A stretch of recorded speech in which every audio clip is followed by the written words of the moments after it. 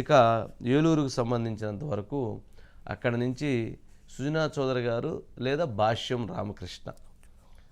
ఇక్కడ సుజనా చౌదరి గారిది భాష్యం రామకృష్ణకు సంబంధించినంత వరకు సరే ఏలూరులో అట్లాగే తను చౌదరి తను తపనా చౌదరి పేరు కూడా ఏలూరులో బలంగా వినిపిస్తుంది. ఇక్కడ సుజనా చౌదరి గారికి సంబంధించినంత వరకు ఒక చర్చ ఉంది. సుజనా చౌదరి గారి వరకు ఉన్నటువంటి చర్చ ఏంటంటే వారి విషయంలో పూర్తిగా కేంద్ర నాయకత్వం అంటే ఎవరు నరేంద్ర మోదీ గారు, అమిత్ షా గారు నిర్ణయం తీసుకోవటం తప్ప వారి విషయంలో ఇంకెవరూ కూడా వేలు పెట్టి మాట్లాడే పరిస్థితి కాదు. అక్కడ గమనించాల్సిన అంశం ఏంటంటే అసలు ఆయన ఎంపీలుగా అప్లికేషన్లు పెట్టుకుంటున్నారు, మాకు అవకాశం ఉండని చెప్పి. ఆయన అప్లికేషన్ కూడా పెట్టలేదట. నాకు ఇంతకుముందు అందిన సమాచారం అప్లికేషన్ కూడా పెట్టలేదట. ఎందుకు పెట్టలేదు అప్లికేషన్ అని అంటే అక్కడ ఇస్తున్నటువంటిది 5 సీట్లు. అక్కడ వాళ్ళు కొంతమంది కంటెస్ట్ చేస్తారు, సామాజిక ఈక్వేషన్స్ ఉన్నాయి. పురంధేశ్వర్ గారికి పోటీ చేస్తున్నప్పుడు కమ్మ సామాజిక గురించి ఇంకొక కమ్మ సామాజిక గురించి అడగటం కూడా సరైంది కాదు. ఒక కమ్మ, ఒక రెడ్డి, ఒక బీసీ, ఒక ఎస్సీ, ఒక ఎస్టీ ఇలా ఈక్వేషన్స్ తోటి ఇవ్వాలి. అందుకని నేను ఆ విషయంలో ప్రయత్నం చేయట్లేదు. కానీ నరేంద్ర మోదీ గారు అట్లాగే అమిత్ షా గారు కనుక ఆదేశిస్తే మీరు పోయి పోటీ చేయాలి, నాకు పోటీ చేయాలని ఉంది, కానీ ఇక్కడ ఇస్తున్నటువంటి సీట్లను బట్టి ఎంతవరకు పరిమితి ఉంది అనేది చూసుకొని దానివల్ల నేను ఎంటర్ కాలేకపోయాను. అదే 10 స్థానాలు ఇచ్చే పనికైతే అవకాశం ఉంటుంది, అడగవచ్చు. అప్పుడు క్యాస్ట్ ఈక్వేషన్ అడగవచ్చు. సరే అధ్యక్షురాలు ఉన్నప్పుడు ఆమెకుద్దు నాకు కావాలని అడగటం అనేటువంటిది నాకు అది కరెక్ట్ కాదు, గౌరవంగా అనిపించలేదు. కావున మోదీ గారు లేదా అమిత్ షా గారు మాత్రం వారి దగ్గర నుంచి ఏమైనా డైరెక్షన్స్ ఉంటే అప్పుడు నేను విజయవాడ లేకపోతే ఏలూరా లేకపోతే ఎక్కడిస్తే అక్కడ ఎక్కడ వీళ్ళు అడ్జస్ట్ చేసుకోగలిగితే ఎక్కడిస్తే అక్కడ కంటెస్ట్ చేయమంటే అక్కడ కంటెస్ట్ చేస్తానని వారు చెప్పారు. ఇక తపనా చౌదరి అట్లాగే భాష్యం రామకృష్ణ బీజేపీకి కనుక కేటాయించే పనికైతే తపనా చౌదరి పేరు ప్రధానంగా ఉంది. అట్లాగే తెలుగుదేశానికి కనుక ఆ సీట్ వచ్చే పనికైతే సుదీర్ఘకాలంగా పాపం భాష్యం రామకృష్ణ భాష్యం విద్యా సంస్థల అధినేత సుదీర్ఘకాలంగా పాపం ఆయన ఎదురు చూస్తున్నాడు. ఆయన గుంటూరు సీటే ఆయనకు రావాల్సింది, ఆలస్యం అమృతం విషయం అన్నారు.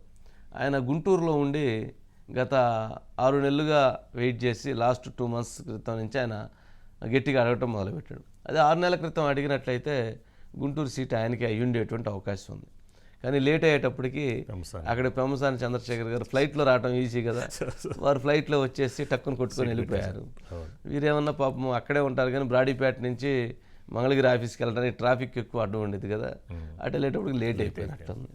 సరే అందుకని వారు ఏలూరుకి వెళ్ళేటువంటి అవకాశం ఉంది, ఇచ్చేటువంటి అవకాశం. ఇక విజయవాడకు సంబంధించి కేశినేని శివనాథ్, కేశినేని చిన్ని పేరు ఆల్మోస్ట్ అంటే తెలుగుదేశం పార్టీ ఇప్పటికే పని చేసుకోమని క్లియరెన్స్ చేయడంతో ఆయన అక్కడి నుంచి పని చేసుకుని ముందుకు వెళ్తున్నారు అనేది కేశినేని చిన్నిది.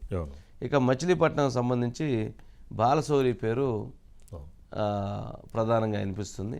అయితే బాలశౌరిది మాత్రం ఒక పాయింట్ ఎక్కడో ఏదో ఒక 6th సెన్స్లో ఒక డిస్కషన్ ఏంటంటే అక్కడ బాలశౌరిని ఎమ్మెల్యేగా ఇచ్చి అక్కడ ఎంపీగా ఇంకొకరికి ఇచ్చేటువంటి అవకాశాలు కూడా లేకపోలేదనేది కూడా ఒక టాక్ నడుస్తుంది. కానీ ప్రస్తుతానికైతే బాలశౌరియే ఎంపీ ఎంపీ కానీ మార్చేటువంటి అవకాశాలు కూడా లేకపోలేదు. ఇక గుంటూరుకు సంబంధించి పెమ్మసాని చంద్రశేఖర్ ఎన్ఆర్ఐ, సరే ఆయన సెట్ అయిపోయాడు, ఇప్పుడు దాదాపు గుంటూరులో తిరిగేస్తున్నాడు కాబట్టి ఆయన పూర్తిగా అందరూ ఆయనకి వెల్కమ్ చెప్పారు కాబట్టి ఆయన అక్కడ పెమ్మసాని చంద్రశేఖర్ గుంటూరు నుంచి బరిలో దిగుతున్నారు. ఇక నర్సరావుపేటకు సంబంధించి లావు కృష్ణదేవరాయలు నర్సరావుపేటలో లాస్ట్ టైం వైసీపీ ఎంపీగా ఉన్నారు, ఇప్పుడు తెలుగుదేశం పార్టీ నుంచి కంటెస్ట్ చేస్తున్నారు కాబట్టి Lavu Krishnadevarayalu Narasaraopet fix. Second time ఇదవుతుంది. Yes, sir. ఇక ఒంగోలుకు సంబంధించి మాగుంట శ్రీనివాసులు రెడ్డి గారి అబ్బాయి మాగుంట రాఘవరెడ్డి కంటెస్ట్ చేయబోతున్నారు. అయితే మాగుంట మాగుంట శ్రీనివాసులు రెడ్డి గారు లాస్ట్ టైం ఒంగోలు ఎంపీగా అంటే దాదాపు ఇప్పుడు 3 టైమ్స్ విన్ అయ్యారు. వాళ్ళ అన్న మాగుంట రాఘవరెడ్డి గారు కావచ్చు, వాళ్ళ వదిన మాగుంట పార్వతమ్మ గారు కావచ్చు, వాళ్ళందరూ కూడా ఒంగోలు ఎంపీకి ఇప్పుడు 7 టైమ్స్ వాళ్ళు ఎంపీగా చేస్తున్నారు. సరే, ఇప్పుడు వాళ్ళ కుమారుడు వారసుడు మాగుంట రాఘవరెడ్డిని ఒంగోలు ఎంపీగా దించుతున్నారు. మాగుంట రాఘవరెడ్డి మొన్న చూసాం కదా, లిక్కర్ కేసులో అరెస్ట్ అయ్యి ఆయన జైలుకు కూడా వెళ్ళి వచ్చాడు. ఇక బాపట్ల పార్లమెంటుకు సంబంధించి ఉండవల్లి శ్రీదేవి లేక ఎంఎస్ రాజు లేక ఎస్ ప్రసాద్, వీళ్ళ ముగ్గురు పేర్లు ప్రధానంగా వినిపిస్తున్నాయి. రీజన్ ఏంటంటే ఉండవల్లి శ్రీదేవి అట్లాగే ఎంఎస్ రాజు ఇద్దరు ఒకటే సామాజిక వర్గం ఉండటం, వాళ్ళిద్దరూ కూడా తనేమన్నా తాడికొండలో గెలిచి 1 year బ్యాక్ ప్రభుత్వం మీద తిరగబడి వచ్చేసి ఇటు పనిచేస్తుంది. ఎంఎస్ రాజు సుదీర్ఘంగా లోకేష్ గారితో తెలుగుదేశం పార్టీతో ప్రయాణం చేస్తూ యుద్ధం చేస్తూ ఉన్నాడు, పోరాడుతూ ఉన్నాడు. సరే, వాళ్ళిద్దరిలో ఎవరికి అనేటువంటిది ఒక డెసిషన్ పెండింగ్ ఉందంటున్నారు.